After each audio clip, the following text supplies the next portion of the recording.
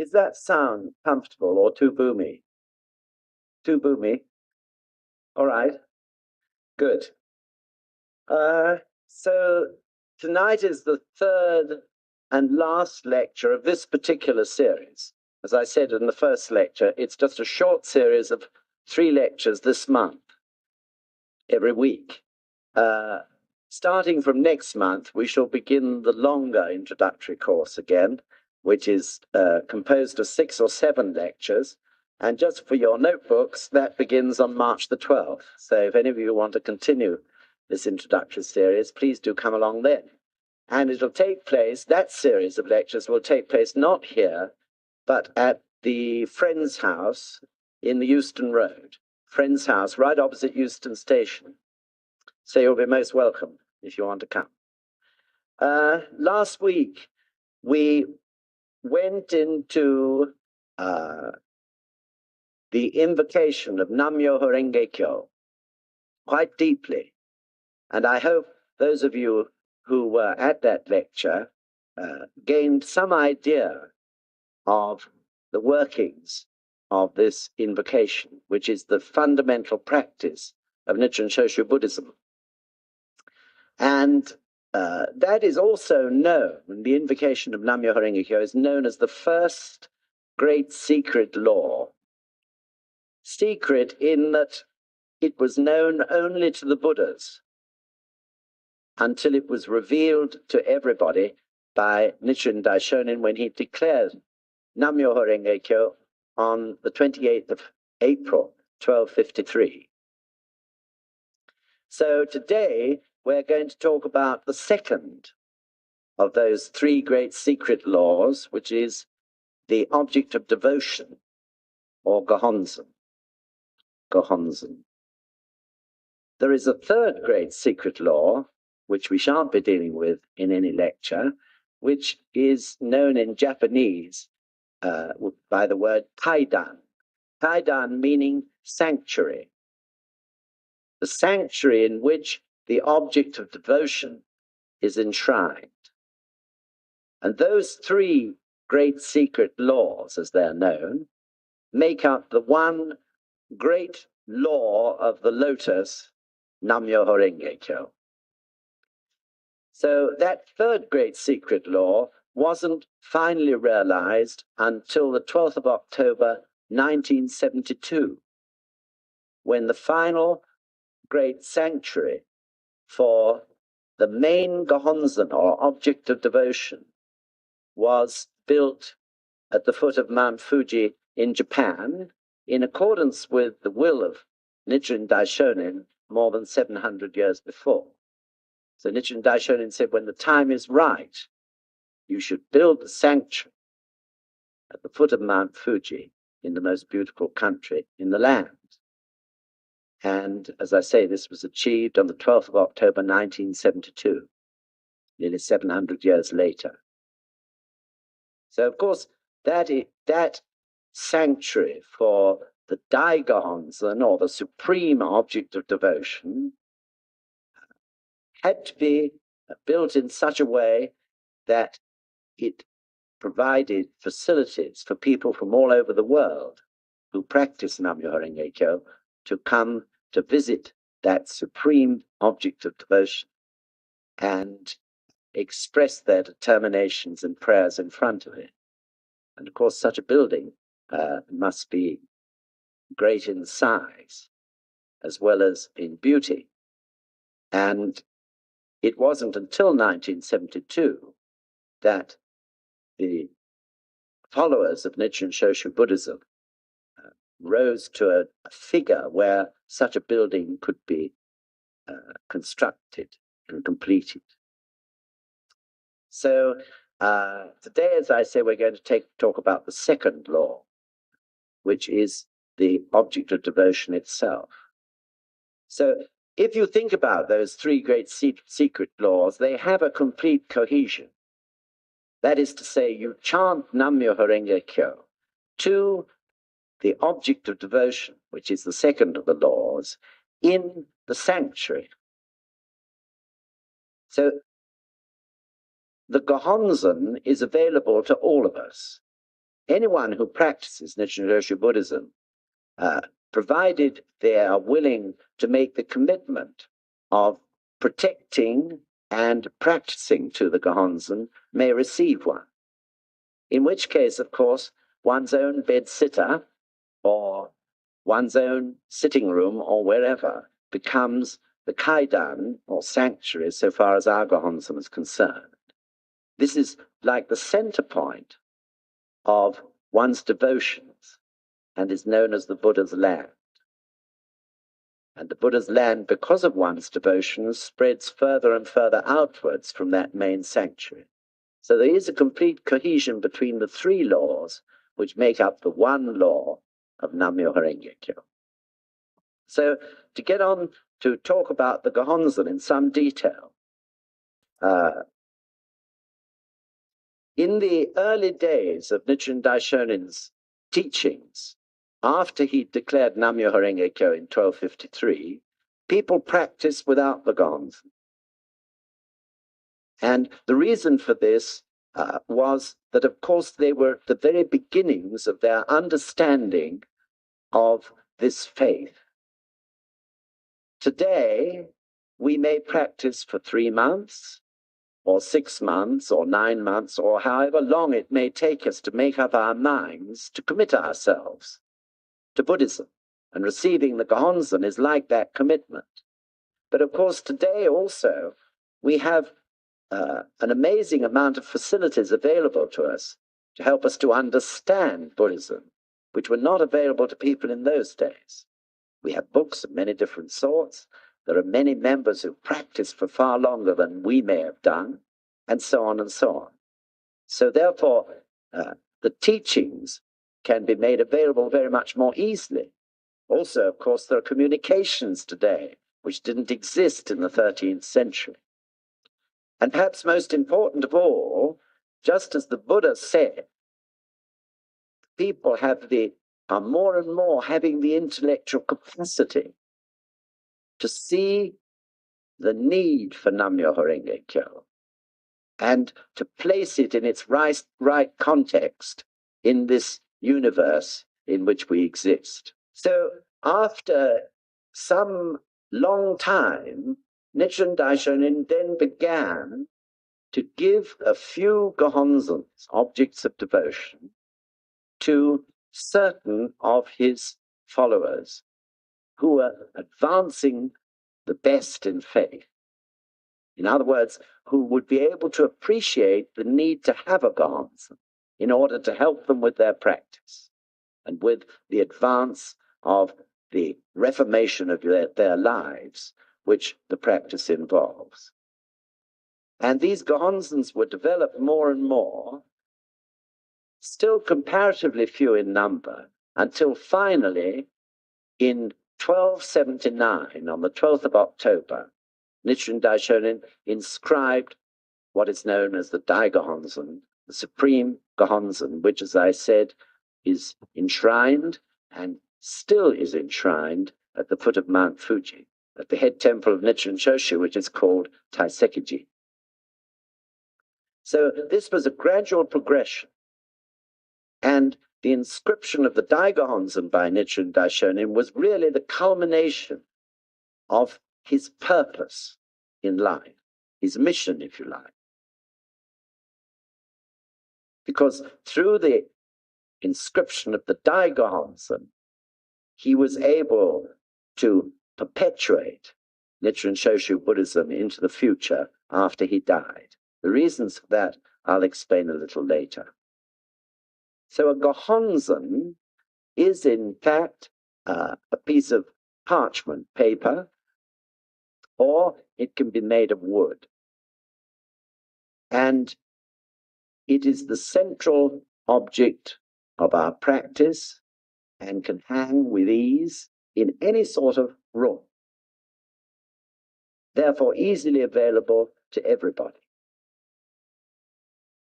Those that are made of parchment are nowadays printed by a woodblock process, which is supervised by the priests.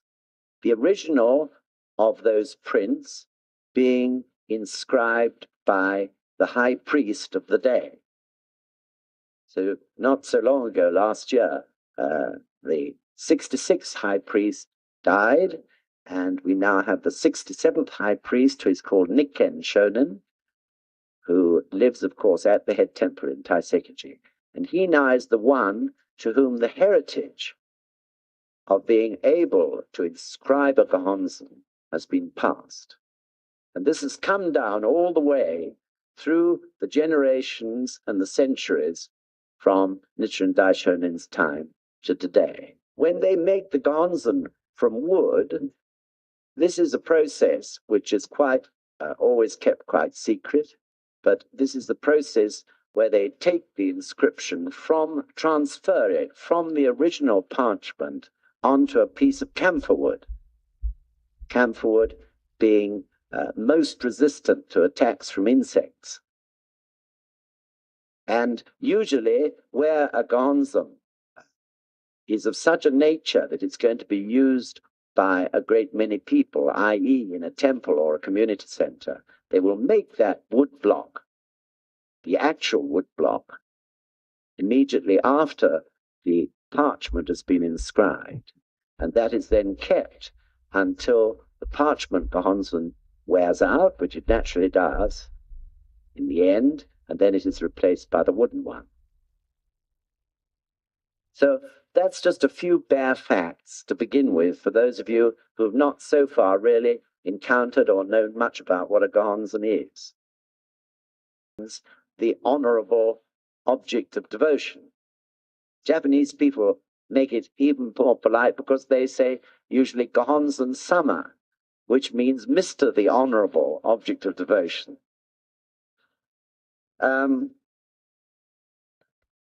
Nichiren Daishonin, in one of his most important writings, called the Gohonzon, the object of devotion, Hanjin no Honzon-sho, Hanjin no Honzon-sho, which means the object of devotion for observing one's mind or life. And that actually sums up what the purpose of this Gohonzon is. It is the object of devotion by means of which you can observe your life and all its workings. So it was Nichiren Daishonin's wisdom which brought him to the point where he realized that a human being needs an object of devotion. And furthermore, if you don't give a human being an object of devotion, he'll make one up for himself. So we can see that in many instances. Of course, we can see it actually, those of us who practice Christianity or have practiced Christianity, in the history of the Christian church. It was one of the great commandments that no graven image would be made of God. But on the other hand, human beings down the centuries couldn't resist making some sort of image. So they made an image, perhaps of Mary, Jesus' mother, or of the cross, or of Christ actually on the cross. There was a need or a desire to concentrate one's life on something. This is a natural human instinct, which Nichiren Daishonin quite well understood. So Shakyamuni Buddha, who was the first recorded Buddha in the history of this world, and lived, as we know, 3,000 years and more ago, he also said, "Do not worship me, worship the law," or words to that effect.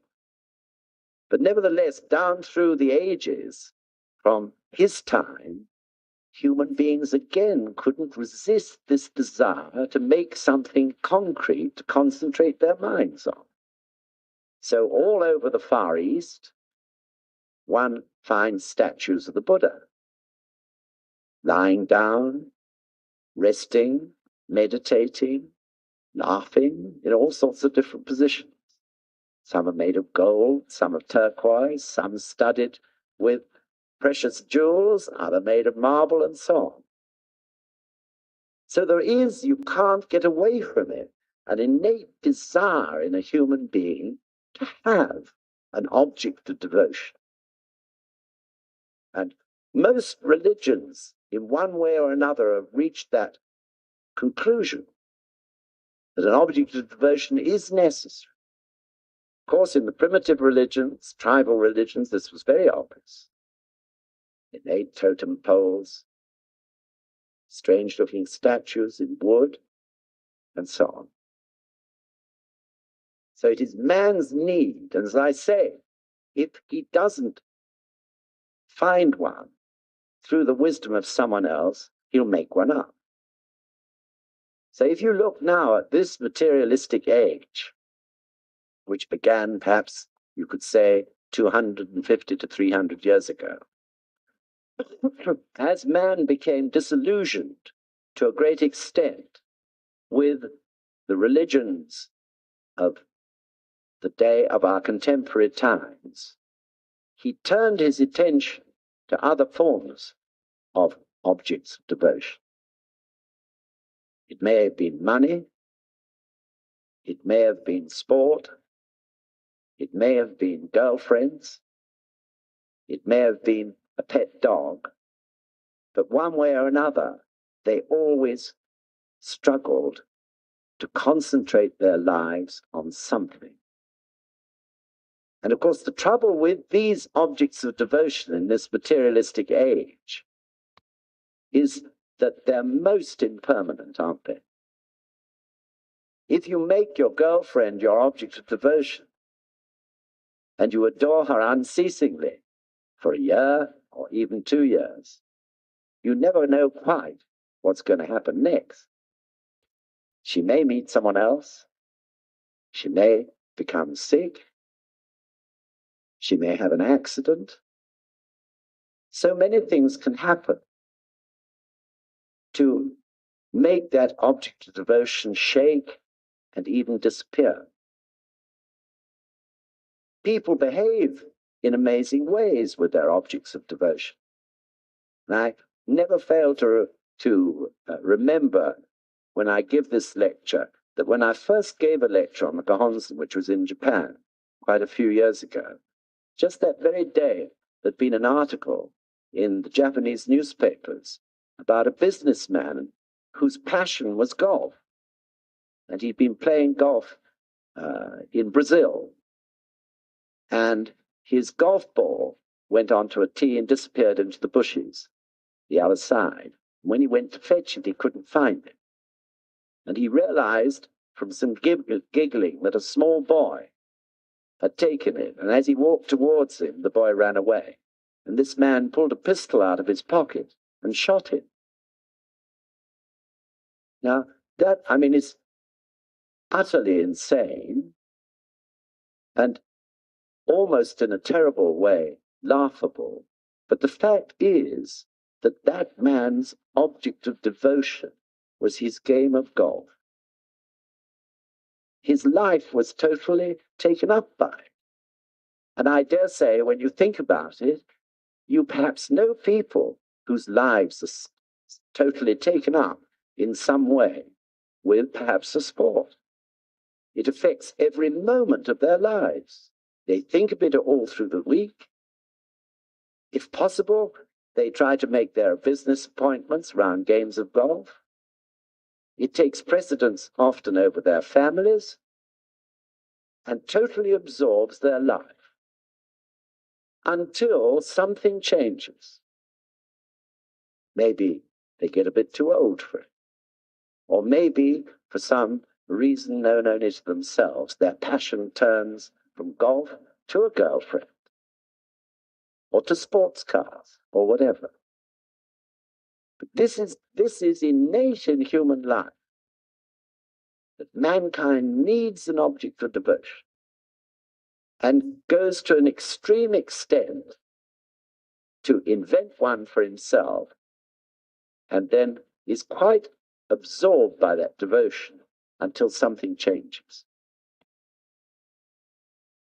So Nichiren Daishonin recognized this, and in inscribing the Gohonzon, his determination was to give people an object of devotion that was absolute, absolute and unchanging, constant. In other words, an object of devotion that could become the prime point of any human being's life and which would never change, would always be there, always constant, constant in its meaning, constant in its appearance. Something which, if you devote your life to it, will never let you down, never become sick. Something that you could never get tired of because the depth of the meaning of it is so all-embracing. So this is what he set out to do when he inscribed this piece of parchment called the Gohonzon.